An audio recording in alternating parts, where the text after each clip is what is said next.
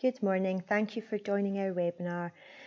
This morning myself and Richard are going to take you through Staying Connected as an Early Learning and Childcare Staff Team, a collaboration and communication webinar exploring G Suite via Glow. As Glow educators, we have access to very powerful industry standard tools. For some of us, this might be the Office 365 Productivity Suite, and for some of us, this might be G Suite for Education. And this morning's webinar is going to focus on G Suite for Education. The purpose of our webinar is to look at how these tools can aid collaboration and communication between practitioners.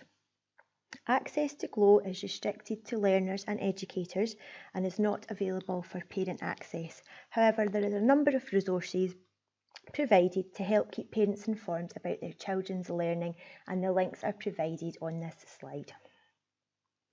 We're going to focus today on G Drive, Jamboard and Google Meets. So why online collaboration? For exactly the same reasons as face-to-face collaboration, to allow us to have conversations with our colleagues, to be able to share information, ask questions and build an ELC community.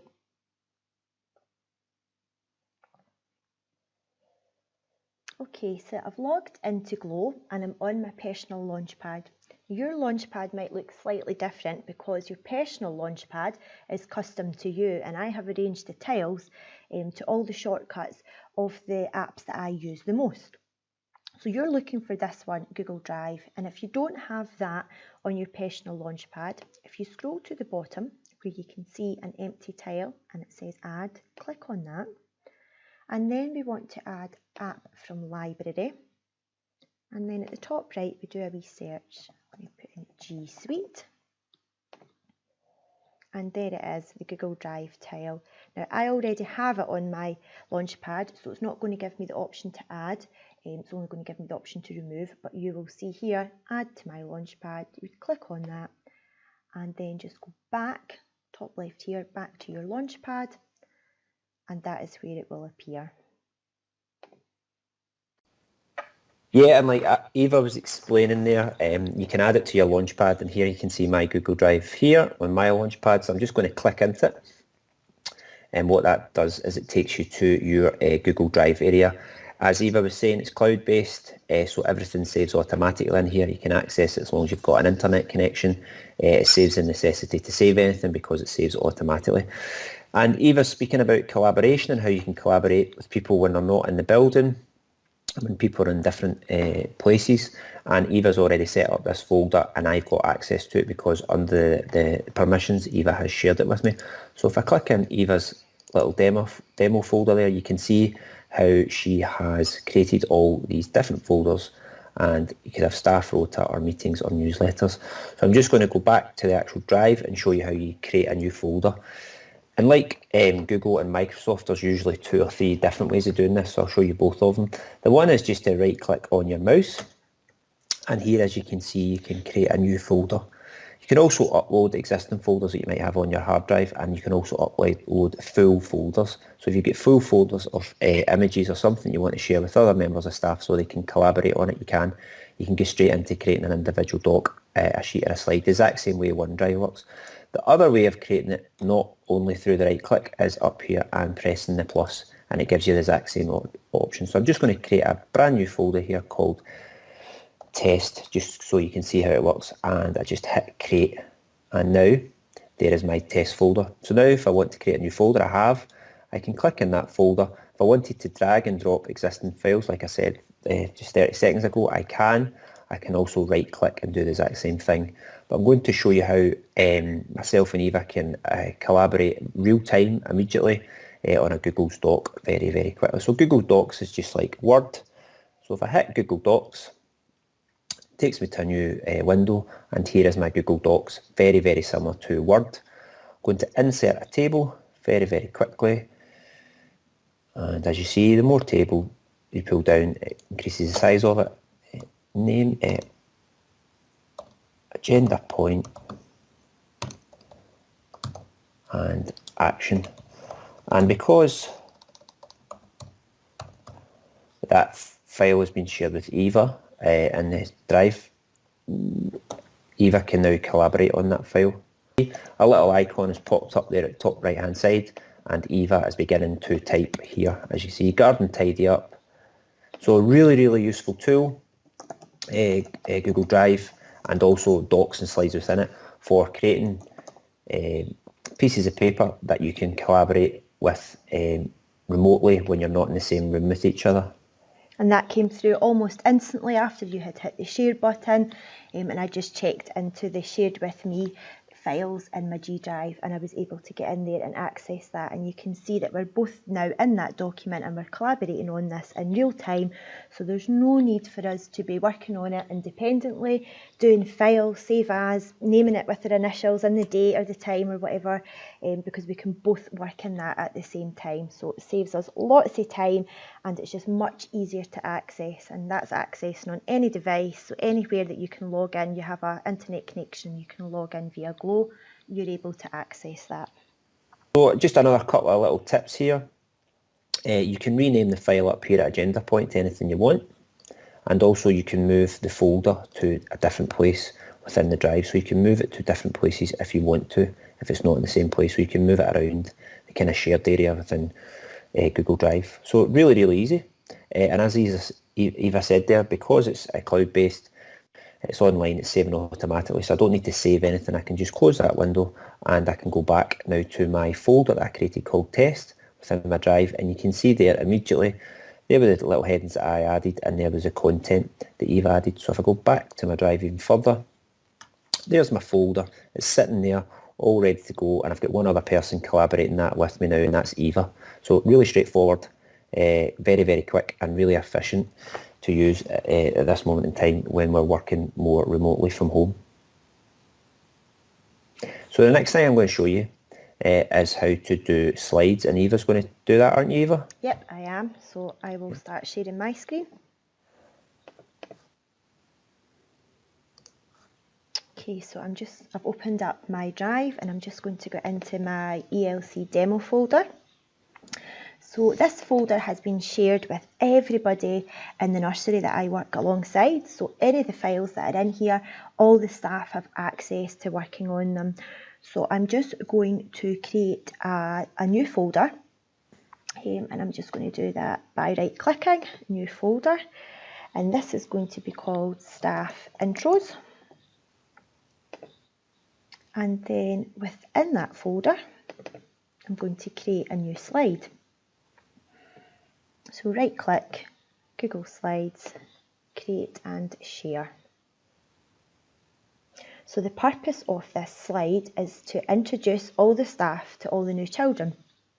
So at this point, we could all be working together remotely, whether it be at home, or we could be working together in the nursery if we have enough devices, and we could all take a slide each, and we could pop on our names, and then we could add a little photo of ourselves and some information about the things that we like. So I've added my name, and I am now going to add some pictures of things that I like to let the children know a wee bit about me. So let's see, I've got a dog, so I'm just going to add a little picture of a dog. I'm going to go to images. Looks nothing like my dog, but I like this picture. And I'm going to hit insert. And at the same time, Richard or any of the other colleagues that I work alongside in the nursery could be doing this. They could be adding slides underneath, and they could be adding little bits and pieces about themselves as well, all at the same time. And so now that we're happy with it, we have all our slides populated here, all our staff have contributed, we've given it a name. We now want to share this out with our parents and carers. We want to share it with our families so that they can view it, and we're going to do this by copying and pasting a link into an email so that they can all see this at home. So we're going to go to top right to share, and then we're not going to use this part that we've used already because that would be sharing it with our staff to edit. Down here at the bottom, at get link, I'm just going to hit change on that. We want this link to be anyone with the link. but to make sure that it's on view only. So we don't want comments and we don't want edits. So anyone with the link can view. We hit done and copy link. So we now have that link and we can copy that and we can pop it. It might be on a blog, we might have a nursery website, or it might be directly into an email. I'm going to do forms first. So we've had a wee look at slides, and now we're going to go back to our drive and we're going to have a wee look at some tools that we can use for self-evaluation. So there's a couple that we're going to look at, but the first one we're going to look at is Google Forms. So I'm going to go back into my demo ELC folder where everything is shared with all the staff, and then I'm going to look for my self-evaluation folder. So I've got a couple of bits and pieces in here already, but what I would like to do is create a new Google form. And forms could be used for gathering information from your families, from parents and carers as well. You can share the forums out with to collect responses, but for the purpose of this demo, we are looking at this for self-evaluation, so in-house self-evaluation. So I'm going to give our form a title. So we're going to focus on 3.3 from How Good is Our Early Learning and Childcare?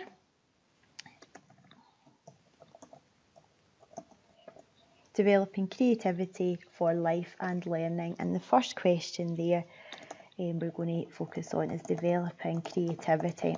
So the idea of this is we would share this survey with our staff and they're going to give it a score. So they're going to give it a 1 to 5 and decide what illustration, what level they think we are doing in nursery for developing creativity. But this is a really handy time-saving feature that comes up when you're popping your options in here. So we're on multiple choice options for the purpose of this form, but there are other options you can pop in.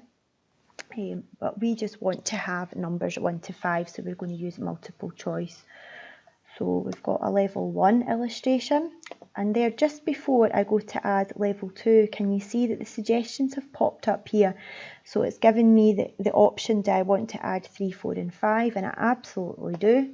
So I'm just going to say add all. So that was a little bit there of AI, a little bit of artificial intelligence that was able to give me a little helping hand there and save me some time. So I would have more questions. I would have developing skills for life and learning, developing digital skills, and I would go on until I had 3.3 complete. But just for time, we're just going to focus on this one part of 3.3 at the moment. Right. So when you're happy with your form, you've got all your questions and all your options there, and you're ready to share it with staff, we go up to the send button, and there you can get the link. So you can click shorten link to make it a wee bit more manageable to send. You can copy and paste that, and you can pop it out within email, or if you have a central space that you use online, you can pop it there so that everybody can click on that link and access it. Something that I used to find really handy, I used to use a site called GoQRMe, which creates QR codes. So you can copy and paste your link into the site, and then you can have a QR code, and depending on what devices you've got access to, but even if you're using a smartphone, you can then really quickly access that information, and it just saves a bit of time going through emails or copying out the link here. So then once you've shared that out with your staff, you should start to see some responses coming back in. And the responses look a little bit like this. So it's giving you colour codes here, and it's letting you see the percentage and what the choice was. So I had 75% of staff chose a level 5 illustration, and then I had 25% of staff chose a level 3 illustration. So that's given me the data, but it's not really given me the evidence. So to dig a wee bit further, we could of course add an option with a text answer, and the staff could pop in, a couple of sentences to justify their answer, or we could make use of Google Jamboard, which we mentioned earlier on, which is a really fun collaborative tool. So I'm just going to go back into self-evaluation, into my self-evaluation folder. I'm going to do a right click and I'm going to create a new Google Jam. So I just go to more to find that and then click on Google Jamboard. Again, create and share. So Jamboard is a whiteboard, a collaborative whiteboard that everybody can access at the same time if you've shared it with them. I think Richard, you refer to it as like a sticky Velcro kind of interface, and you'll see what he means by that just in a wee second. So again, let's give it a little name. So self-evaluation 3.3 again. Okay, and in the middle here, I'm just going to add a post-it. You can draw, you can erase, you can point, you can add sticky notes, you can add images, and you can do something here called laser. But first of all, I'm going to just add on a sticky note. So this is going to be the title. So in the middle here, 3.3, developing creativity. Developing creativity and skills for life and learning. And I'm just going to then add another post-it note in a different colour with the different strands for 3.3. So we've got developing creativity. We have developing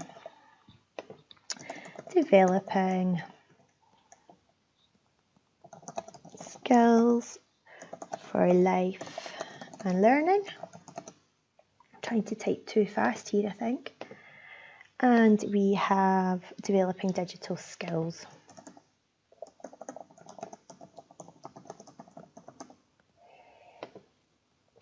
And then I'm just going to rearrange them. So I'm going to pull these down a wee bit. I'm going to pop this one up in the middle. So the idea with this is, if you think back to when you had your big sheets of poster paper stuck up on the wall and then you had your post-it notes underneath, and then somebody at the end of the day or at the end of the session would always have to take all those post-it notes down, collate all the information, type it up and put it somewhere, and then all the bits of paper ended up getting recycled. With Jamboard you don't need to do this at all.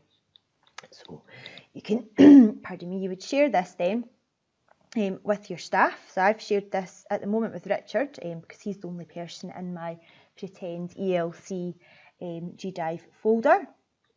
I don't know if you can see that yet, Richard. If you would like to come on and just add a little post-it note just to show the real-time collaboration, and then I'm just going to add a few more things that would evidence why we were giving 3.3 a level 5 or a level 1. So I'm got an image already from my Google Drive.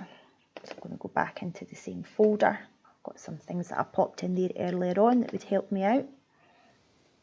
Okay, so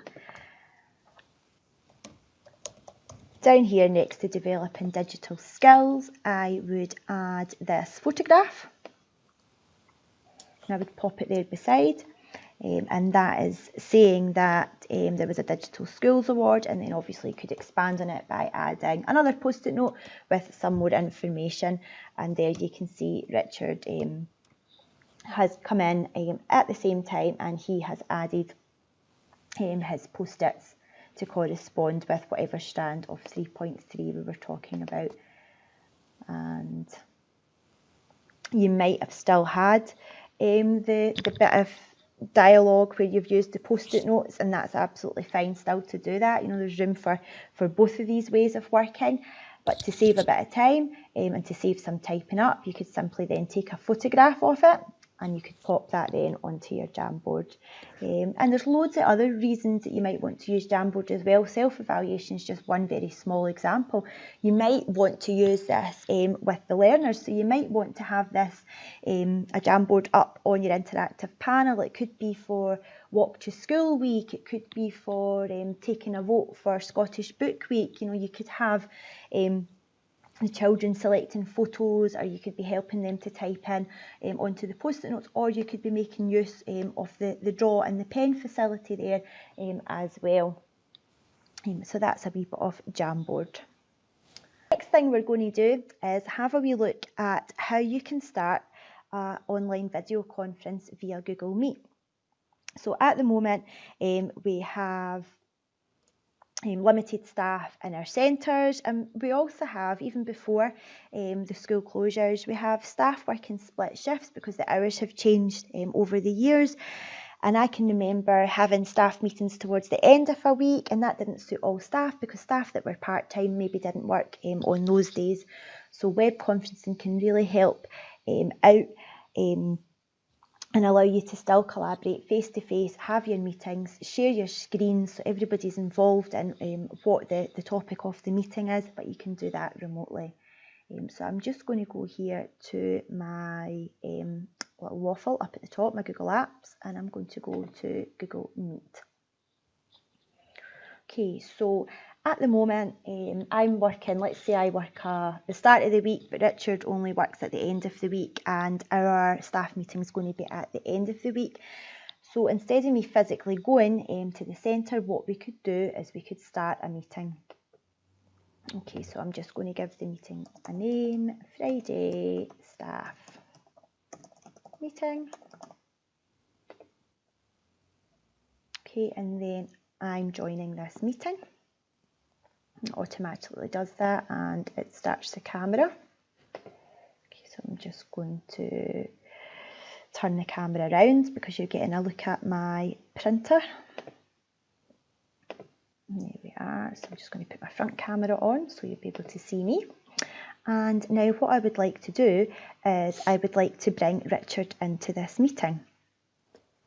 Okay, so first of all, I join the meeting. Okay, and then I can either copy this link and I can send it out that way, or I can quickly add people. Richard, how does your address start again? ESRM. Okay, there we are. I wasn't sure what one you were using. And then I just say, I can either say send email or I can call him in. So I have sent that email to Richard, and he will be able to get that in just a second, and then he'll be able to join this meeting. And while we're waiting on Richard, I can show you some handy features within Google Meet as well. We have captions. So if you wanted captions to appear as you speak, you can have that as well. So really handy for if you have staff with English as an additional language. So I've just muted my voice. Richard, could you please mute my voice at your end as well? Thanks. Now normally you don't have the echo, but because we're having a video call, within a video call you're going to hear our voice coming through there twice. So this would be a really good way for Richard and I to catch up on whatever piece of work we were catching up on, and if I wanted him to be able to see it at the same time as me talking through it, what I can then do, present now, I can share my screen, and then you could share your screen. So whatever you have open at the bottom of your screen document wise, you can then share that. Now, if you wanted to record your meeting, so if you had a member of staff that wasn't able to come along to join the meeting, but you had something really important to discuss, you have the option to record the meeting. But what happens before you do that is you get this very important message coming up reminding you to ask for consent. So everybody that's going to be in that meeting needs to know that you're going to be recording it, and they need to agree to that. So just be mindful of that. Okay. So I'm just going to end this meeting. So that was an impromptu meeting that we just started from Google Meet. But you also have the option to schedule a meeting, and you can do that by going to your calendar. And remember, we're talking about web conferencing, video calls, Google Meets for the purpose of practitioner to practitioner collaboration. We're not talking about using this with learners at the moment or for the purpose of this webinar, although that feature is available. If that's something that you are more interested in, please check with your local authority if you have permission to do that, if you have that turned on, and also visit Glow Connect. You can check out the do's and don'ts for video and web conferencing. Okay, so let's see. This afternoon, I would like to catch up with Richard, so I've just double clicked on a date and a time. It's already given me the option to add a Google Meet for video conferencing. Let's see, we are working on an EcoSchools submission. So EcoSchools catch up. We're definitely not having it at 5 o'clock. So let's say this afternoon at 2 o'clock, 2 till 3. I don't need to pop in a location because it is an online meeting. I could put in a wee description there if I wanted to. If Richard was really busy and he had lots and lots of different appointments on his calendar and I didn't really have the time to sit and sift through them, what I could do is I could go to find a time, and if I just add Richard's name there, what it does is it pulls up my calendar and his calendar, and it shows us all the times that we're available. Now, we don't actually use this calendar, we have another calendar that we use, so this one is a wee bit empty, but it's just a really handy feature to be aware of, the find a time feature, and it will save you a bit of time when you're looking. Okay, so I've added Richard. I've popped in our date, I've got our time, I've got our title, it's an online web conferencing Google Meet, and then I would just simply hit save, and that pops it on both our calendars. Would you like to send invitation emails to Google Calendar? Yes, I would say yes, just in case they've not checked their calendar or got the notification. So Richard would now get an email about that, and we'd click on his calendar invite. And when the time is right, there would be a link there for him to join that meet. So that's just another way you can do it if you want to be a wee bit more organised and schedule meetings in advance.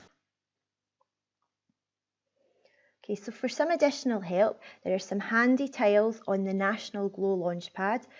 Glow Connect is worth a visit if you want to find out some more information about using Glow and the G Suite apps that we have access to. You can also access the Glow Community Rules, which gives you some guidance and advice on what you can save on Glow.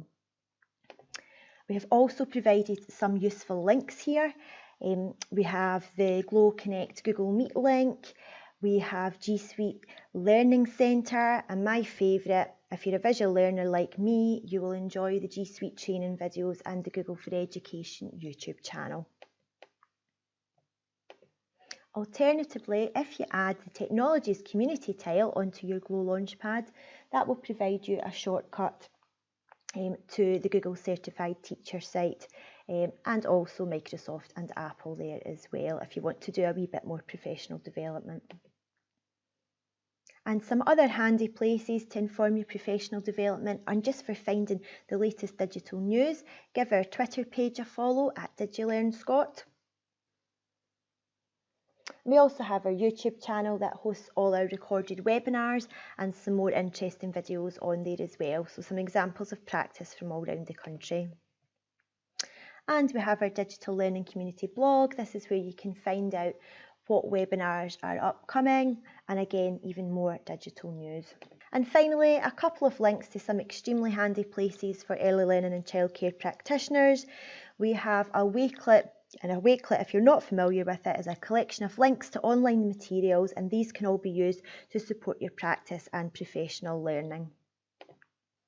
Thank you for listening.